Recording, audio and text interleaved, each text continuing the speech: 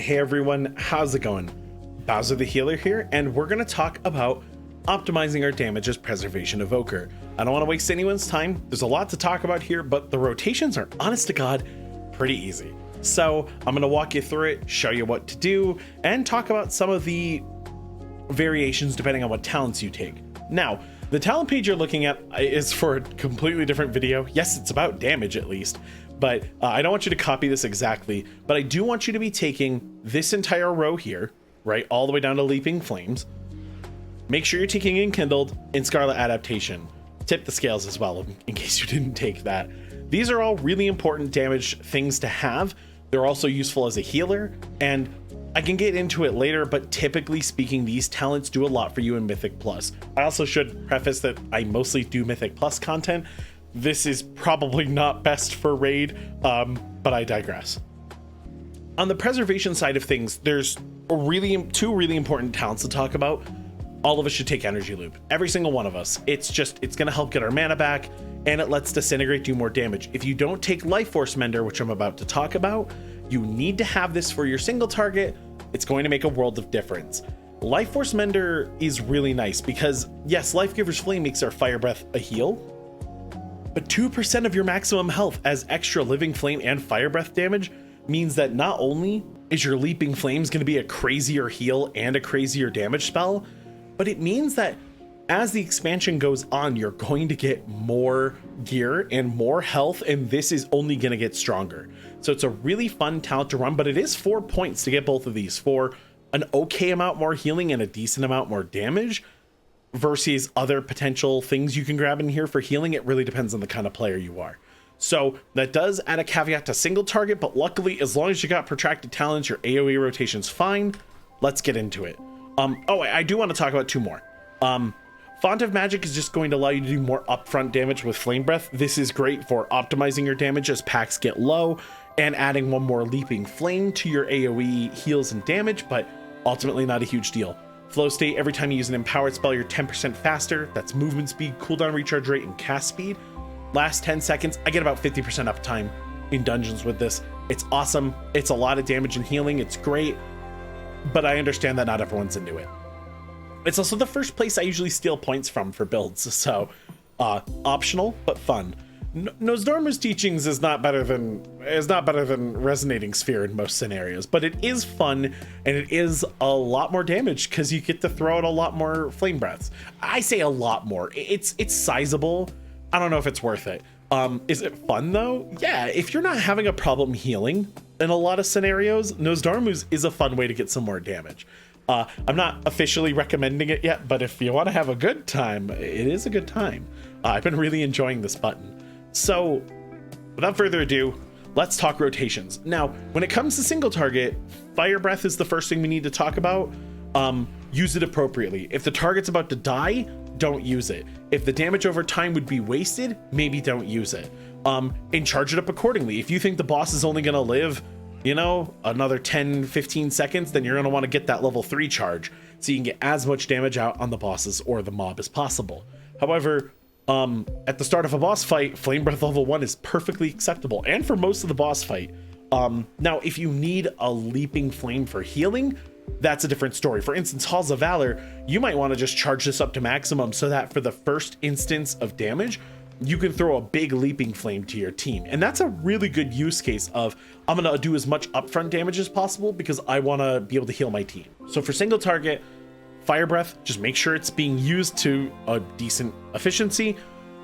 Deep Breath, okay, so just get it on cooldown, right? Don't get yourself killed with it. Don't over prioritize using this move, other things, but it is worth the damage. Just find a good use case for it. I do have a tip for it you're going to hear in the AoE build. Just use it whenever you're comfortable. Get it on cooldown. Enough said. There's nothing special going on here. You're not Devastation. It's fine. But are you ready? Fire Breath. You're doing it. Living Flame spam. Now, I did get one Leaping Flame to hit another target, so apologies, but oh yeah. That's it. This is your damage. Now, you might be wondering, Bowser, why are you making us take Energy Loop? if we're not going to use Disintegrate? Well, Disintegrate is just a little less damage than Living Flame spam, just a little bit.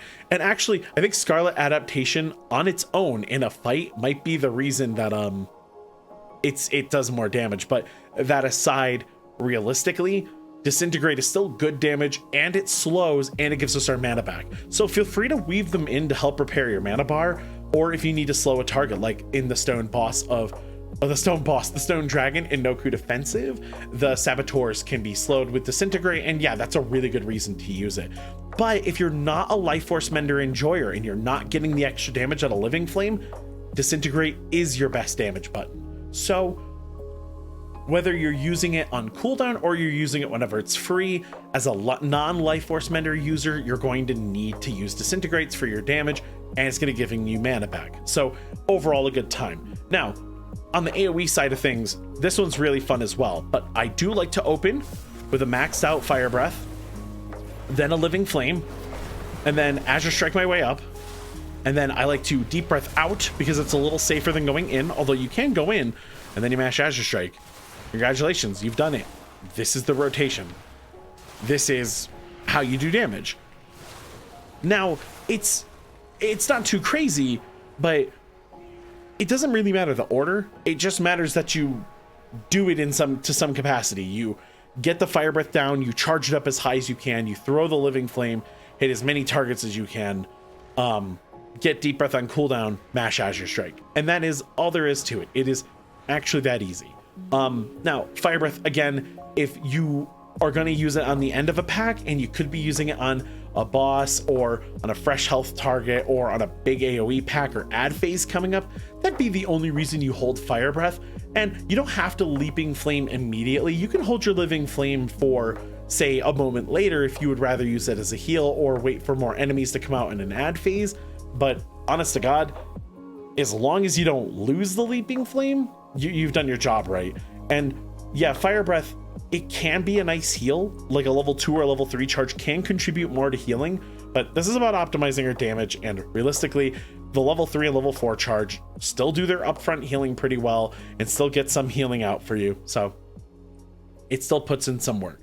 And with Flow State, as long as you're using empowered moves regularly, you're going to be doing more damage and healing. Flow State is fun to optimize, but realistically, by just playing the game and using those moves, you just go faster and you do more, and it's great. So, like, it's not something you have to worry about optimizing for your damage. It's going to mix into your damage really nicely. Now, the final component here, in one of them might have shown up. Yes, they absolutely showed up. Is I run a trinket, the Eye of Skovald. I love damage trinkets on healers. They're fun, especially Tome of Unstable Power, because this gives 1,111 primary stat and just decreases critical for a cup for 15 seconds, and your whole team can use it. And primary stat, generally speaking, is better than critical. So you just pile your whole team in here and you're all doing more damage. It's great. I love the damage trinkets, especially Eye of Skovald, because it makes my AoE a little bit thicker. But if you run healing trinkets, don't worry about it. Optimizing our damage is thankfully pretty easy. The hardest part is remembering that if you don't run Life Force Mender, you have to integrate more Disintegrates. And hey, that's not too bad. It's not too hard to deal with. And that's it. I mean it. It's not super hard to do our damage here. As long as you're trying to get this damage out and you're throwing out the damage when you got the free time, you're honestly helping. And that's all we could ask for. Now, there is one more scenario I skipped over, and that's 2-target cleave, because in 2-target cleave, you cast Living Flame. I'm not kidding. There's like Fire Breath is going to do a little more because you hit 2 targets. But yeah, Azure Strike is actually not worth it until 3 targets, which is why we take that talent. And if you don't take the Azure Strike talent, then in single target, or in AoE rather, you have to press Living Flame, because the Azure Strike isn't more damage than the Living Flame with Life Force Mender. If you're not running Life Force Mender, then the 2-target Azure Strike is going to be more, I think, than a Living Flame spam. But realistically, the amount of damage you get out of Life Force Mender, to me, is kind of always worth it. So you're always going to see me take it. But that being said, that's all there is to know about damage. There isn't a whole lot left to optimize. If you have the Devastation Staff, congratulations, you have a 3-minute, but there's nothing else left to damage. So I hope this video helped. Thank you all so much for watching. And if you want to know what the hell I was doing with this talent page. Trust me, I'll make it a video. You'll all see it eventually. But that's it from me. Thank you all so much for watching, and I will see you in the next one.